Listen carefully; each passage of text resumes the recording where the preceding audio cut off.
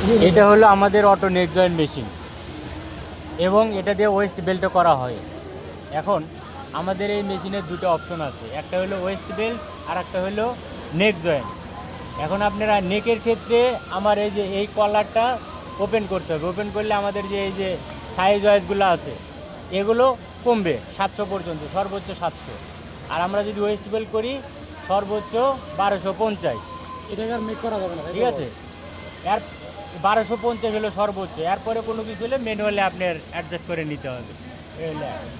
এখন আমরা যেহেতু ওয়েস্ট বেল্ট করব, সেই ক্ষেত্রে আমাদের ইলাস্টিকের মেজারমেন্টে আমাদের এইখানে অ্যাডজাস্ট করতে হবে।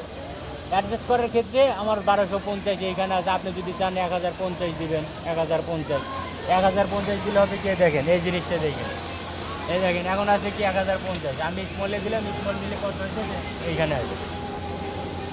আবার যদি আমি যাই 100 দিই, 100 দিলে একটু চলে আসছে। এখানে সাইজ হয়, আপনার কোন সাইজে কত লাগবে এটা আপনি সাইজ হয় যে এইখানে মেজারমেন্ট করে নিতে পারবেন। যে আমার এক্স স্কেলে কত, ওয়াই স্কেলে, তারপরে 4X স্কেলে কত, লার্জে কত, স্মলে কত, এটা আপনার ভ্যালু কম বাড়া কইরা এটা অ্যাডজাস্ট করে নিতে হবে। এটা হলো ডিসপ্লের কাজ। এবং নেকে যদি করেন সেই ক্ষেত্রে আমার এই যে প্যারামিটারে যাইতে হবে, সেটিংয়ে প্যারামিটারে দেখেন ওভার কস্ট। নেকের আমাদের একটা জয়েন্ট আছে, এই যে এখানে জয়েন্ট আছে। এই জয়েন্টটা আমরা কোন কোন জায়গায় রাখবো, এইখানে রাখবো না এইখানে রাখবো না এইখানে রাখবো।